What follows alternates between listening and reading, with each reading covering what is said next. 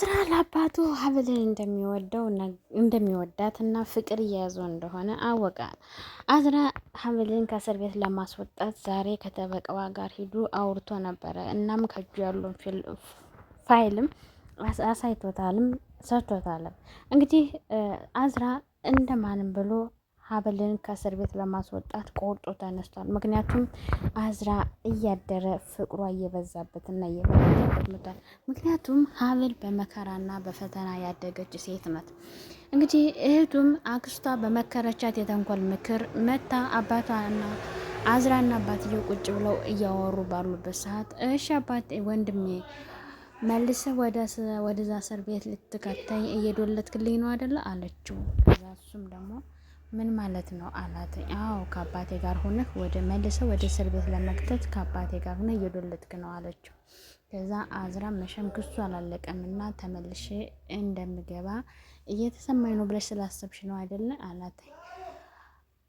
ከዛም አባትየው ቆይን የምለው አላተኝ ስለ አዝራ ለማውራት የፈለግሽው ነገር ለትናንትና ጀመረሽ አላተኝ። አይ አባቴ በቃ አትናደድ ደግሞ ያመሃል አለው አዝራ። ከዛ ደግሞ እሷ እሺ አንተ ለአባቴ እውነተኛ ልጅ እኔ ለአባቴ ውሸታም ልጅ የኛስ መሳይ አለችው። ከዛም አባትየው ምን የምለው ከዛም አዝራ ኮስተር ብሎ እኔ የምለው አንቺ ግን ከኔ ምንድነው የምትፈልገው ብሎ ኮስተር ብሎና ተበሳጭቶ ተናገራት።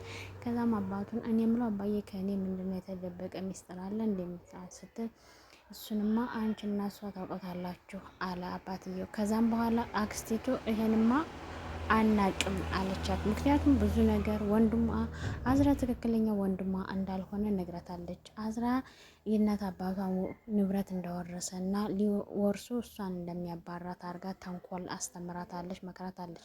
አባትየው ደግሞ ይሄን ተንኮል ደርሶባታል። ከዛም በኋላ እሺ ለምንድነው ግን እንደዚህ ከኔ ላይ ይሄን ያህል ነገር እያደረጋችሁ ያላችሁ ብሎ ሲጠይቃት እኔ ምን አውቃለሁ አለችው። ከዛ ይሄን ሁሉ ነገር እያደረግሽ ያለሽው አንቺ ነሽ፣ ይሄ ስራ የአንቺ ስራ ነው አላት አባትየው። ስለዚህ የአዝራ አባት እህቱ ተንኮለኛ እንደሆነችና ለመሲ ተንኮል እንዳስተማረቻት እና አዝራ ወንድሟ እንዳልሆነ ስለነገረቻት መሲ ተቀይራለች። ለአባቷም የምትሰጠው መልስና ለወንድሟም እየሰጠችው ያለው መልስ በጣም የሚያስጠላ ነው። ምክንያቱም ተነግሯታል። እህቲቱም በወንድሟ ፊት ጨዋታዋን የምትጫወተው ለመሲ ደግሞ ሁሉን ነገር ነግራታለች። መሲ ደግሞ የአዝራ አባት ደግሞ እህቱ ተንኮለኛና ሁሉን ነገር እንደነገረቻት ነቅቶባታል። ልክ ነው ስለነገረቻት ነው መሲ የምትወደውን አዝራ ወንድሟን ተቀይራ እንደ ሌላ ሰው የሆነችበት። ለምን ወንድሟ ስላልሆነ። አዝራ ትክክለኛ ወንድሟ አይደለም። አዝራ ብዙ ነገር ሊወስድባት ነው ብላ ስለነገረቻት እናም ደግሞ እሷ የገደለችውን ሰው ሀብል ነው የገደለችው ብለው አውቀው ጩቤ አሻራ አስይዘው ሀብልን ወደ እስር ቤት ስለከተቷት፣ እስር ቤት ደግሞ ሀብል ከእስር ቤት ከወጣች ደግሞ መስኪ ተመልሳ ወይን ቤት ነው የምትገባው። አሁን አዝራ ቁጭ ብሎ አባቱን ጠየቀው። እኔ ያልገባኝ ነገር ብዙ ነገር አለ፣ ምንድን ነው እየተፈጠረ ያለው? እሺ አባቴ ተረጋጋ፣ ወደ ሐኪም ቤት እንሂድ አለው። አይ ደህና ነኝ ብሎ ቁጭ አለ። አዝራ ደግሞ ና እዛም አሚሩ አዝራ ተበሳጭቶ አባቱን ከዚህ በላይ ግን መስመር እንዲስቱ አልፈልግም። ካሁን በኋላ አባቱን የሚወደውን አዝራን ነው ማሳያቸው። ቆይ ዝም በል ብሎ ለአባቱ ነገረው። አባቱን ደግሞ አባቱን የሚወድ ነው ያልከው አለው። አዎ አባዬ ካሁን በኋላ አባቱን የሚወድን አዝራ አሳያቸዋለሁ አለው። እዚህ ላይ ደግሞ አክስቲቱ እየሮጠች መታ መስኪ የሆነ ቦታ እየሄደች መታ አስቆመቻት። እሺ የት እየሄድሽ ነው? እኔ እዛ ቤት እየተንገበገብኩ አንቺ ትሄጃለሽ አለቻተኝ። ምንድን ነው የተንገበገብሽው አለቻተኝ። እሺ አንቺ እንደገደልሽው ታውቋል አይደል አለቻተኝ። አልገባኝም አለቻት። እዛ አክስቲቱ አባትሽ እኮ አንቆ ገሎኝ ነበረ፣ አዝራም ቁሞ እያየ ነበረ አለቻተኝ። እርግጠኛ ነሽ? አዎ አንቆ ገሎኝ ነበረ፣ አዝራም ቁሞ እያየ ነበረ። ይሄ ለሱ ትልቅ እድል ነው፣ ይሄ ለሱ ጥሩ ነገር ነው አለቻት። ምን ማለት ነው አልገባኝም አክስቴ አለቻት። አዎ አባትሽ አንቆኝ ነበረ እግዚአብሔር ነው ያተረፈኝ። አዝራም ዝም ብሎ ነው ያየኝ። አሁን አዝራ ከአባቱ ጋር ሆኖ ብዙ ነገር እያደረገ ነው። አንቺም መልሶ ወይኒ ቤት እንደሚከትሽ አትጠራጠሪ አለቻት። ምክንያቱም እያንዳንዱን ነገር አዝራ እያወቀና እያደረገ ነው ያለው አለቻት። ከዛም እሷን ደግሞ ከአሁን በኋላ አዝራን ምን ማድረግ እንዳለብኝ እኔ አውቃለሁ በቃ አለቻት። አሁን እየነቃሽ ነው አለቻት። ከዛም የአዝራ አባት ወደ ጠበቃው ሄደ። ጠበቃውን ሂዶ አናገረው። እርግጠኛ ነኝ ስለ ሀብል ልታወራ ነው የመጣኸው አለው። አዎ ስለ ሀብል እውነተኛውን ነገር ለመናገር ነው የመጣሁት አለው። እሺ ቀጥል አለው ጠበቃው። ስለ ሀብል ገዳይ አይደለችም። ስለዚህ የልጄ ሚስት ከዛ ጉድጓድ እንድትወጣ ፈልጋለሁ አለ የአዝራ አባት። እዚህ ላይ ደግሞ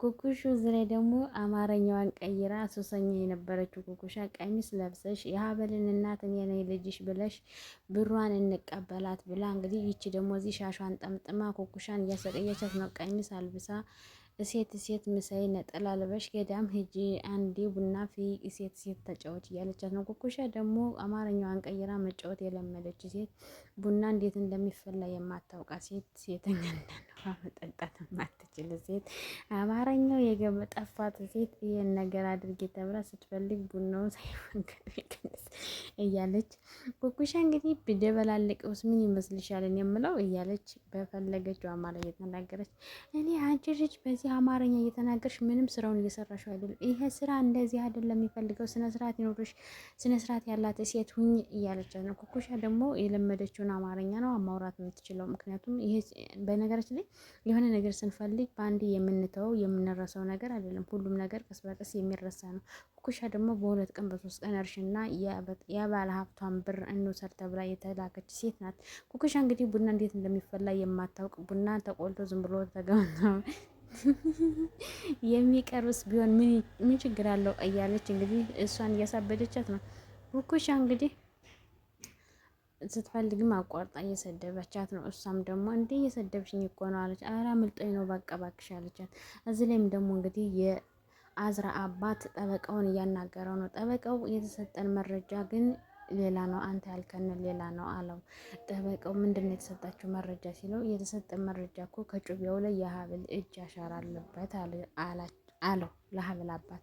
የሀብል አባት ደግሞ ውሸትና የተሳሳተ ነው፣ አውቀው ለአሻራ ብለው እጇን አስይዘዋት ይሆናል እንጂ ከስክኔው ላይ እሷ በፍጹም ነፍስ አላጠፋችም። ነፍስ ያጠፋችው የኔ ልጅና እህቴ ናቸው ብሎ ቃሉን ሰጠ። ጠበቃውም እኛ ትክክለኛ መረጃ ካገኘን እኛ ንጹህ ሰው የማሰር ግዴታ የለብንም፣ እንለቀታለን። ግን መረጃ እያጣራን ነው አለ። በእርግጥ ሀብል ገዳይ አይደለችም። ሀብልን አውቀው አሲረው አዝራን ስለምትወደው ነው ያስገቧት እንጂ ሀብል በፍጹም ይሄን ነገር አታውቅም። በማታውቀው ነገር ነው ተከሳ እስር ቤት ተጥላ ያለችው። እንግዲህ የሀብል እናትን መታ ደግሞ ሌላ ሴራ እየተሰራላት ነው። የሀብል እናት ልጄን አገኛለሁ ብላ ብዙ ወጪ ልታወጣ ነው። ልጇን እየጠበቀች ነው በጉጉት። አንዴ ፎቶ አንዴ ልጇን በአካል እየጠበቀች ነው። ይችኛዋ ዱርዬ ደግሞ ሀብልን እናቱና ስታሰቃያት የነበረችው በመከራና በስቃይ ያሳደገቻት ሀብልን ደግሞ እዚህ ላይ መታ እንግዲህ ኩኩሻን እንደ ሀብል ጨዋ ሴት ስነስርዓት ያላት ሴት ሆነሽ ብሯን እንቀበላትና ከዛ በኋላ እንጠፋለን እያለቻት ነው። ኩኩሻም እንግዲህ ስለጠረረባት ግዴታ ማድረግ ያለባትን ነገር አድርጋ ብሩን ለመውሰድ ጓጉታለች። ግን ደግሞ አማርኛው መተው ሱሱ መተው የሴትነት ስነስርዓትን ማወቅ አልቻለችም። እችኛዋ ደግሞ እንግዲህ ብሩን አጭበርብራ ለመውሰድ እየታገለች ነው። ኩኩሻ ደግሞ እሞክራለሁ ግን እየተሳካ አይደለም። ምክንያቱም መረኛዋ የምታወራው የአራዳ ቋንቋ ነው። እጇ የምታወራው አለባበሷ ራሱ የቀሚስ ግዴታ ሆኖባት ብትለብስም ሴትነት አትችልም። ሀብል ግን መከራና ስቃይ ያየች ሴት፣ ስነስርዓት ያላት ሴት፣ የቤተ ክርስቲያን ሴት፣ ሰው የቤት እመቤት ናተኝ። እዚህ ላይ ግን ሱሰኛ የሆነች ዝም ብላ እንደፈለገች የምትናገርና ሱሪ ለብሳ የለመደችን ሴት ቀሚስ አልብሶ የሰው ብር ለመውሰድ ግዴታ ጨዋ ስነስርዓት ያላት ሴት ሁኝ ማለት በጣም ይከብዳል። እሷም ደግሞ ሱሷን ትታ ያንችን ሴት ለመምሰል ደግሞ ጊዜ ያስፈልጋታል። በ2 ቀን በ3 ቀን የሚሆን አይደለም። ኩኩሻ ግን በ2 ቀን በ3 ቀን ጨርሳ እንግዲህ ከሀብል እናት ቀርባ የሀብልን እናት የምታዛገው ነገርስ እንግዲህ በዚህ መንገድ ነው የሀብልን እናት ገንዘብ ለመውሰድ የተዘጋጃችሁት። እናም እንግዲህ እዚህ ላይ ምሳም እያቋረጠች ታዛጋለች። አማርኛው ያው ነው፣ እጇም አደራረጓም ያው ነው። ሀብል ግን ስነ ስርዓት ያላት ሴት ናት። መቼም ቢሆን ሀብልን መምሰል አችኝ በነገራችን ላይ። እናም እንግዲህ ውዶቼ እዚህ ላይ ጦርነት ተፈጥሯል። የሀብልን እናት ገንዘብ ለመውሰድ ኩኩሻ እና እሷ በጣም ብዙ ነገር እየተጨቃጨቁ ነው። ምክንያቱም እንዴ ስነ ስርዓት ያላት ሴት ለመሆን ጊዜ ቢያንስ እንኳን ሳምንት ለሳምንት አምልጧት ከገዳም ሄዳለች፣ ከ4 ቀን በኋላ ትመጣለች ብላ እኮ ነው። እናቲቱ ደግሞ 1 ቀን 2 ቀን 3 ቀን ቀራት ልጅ ላገኛት ነው እያለች ዛሬ ደግሞ ፎቶ አመጣልሻለሁ ስላለቻት ፎቶ እየጠበቀች ነው። ስለዚህ ኩኩሻ ግን እንኳንስ የቤተ ክርስቲያን ፎቶ ነው እና ልብስ ቀሚስ ለብሳ ራሱ ጨንቋታን፣ አንዴ ላውልቀው አንዴ ልበለው እያለች ነው። ስለዚህ ሀብልም መሆን አትችሉ፣ ልታስቡ ትችላላችሁ፣ መሆን ግን አትችሉም። ስለዚህ ቢቀርባችሁ በእርግጠኝነት የሀብልን እናት ለመብላት ብዙ ነገር ልታደርጉ ትችላላችሁ። ነገር ግን አትበሏትም። ለምን አዝራ እየተከታተላችሁና አዝራ ሀብልን ከእስር ቤት ለማውጣት እያደረገ ያለው ነገር የእናንተንም ውሸት ሁሉ ያጋልጣል ብዬ ጠብቃለሁ። እንጠብቃለን እላችኋለሁ። እና ውዶች እንግዲህ እስከዚህ ሰዓት አብራችሁ ስለነበራችሁ እጅግ ከልብ አመሰግናለሁ። ሀብል የተሰኘውን ክፍል 13ን እንግዲህ በዚህ መልኩ አይተነዋል። ከሀብል እንግዲህ ምን ተማራችሁ? ምን አተረፋችሁ? ሀሳብ አስተያየታችሁን ኮሜንት ሴክሽን ላይ አስቀምጡልኝ። በክፍል 14 እስከምንገናኝ በያላችሁበት ሰላም ሆኑልኝ ባይ። ለብዙዬ የዩቲዩብ ቻናል አዲስ የሆናችሁ ሰብስክራይብ፣ ላይክ እያደረጋችሁ ቤተሰብ ሁኑ። ወዳችኋለሁ።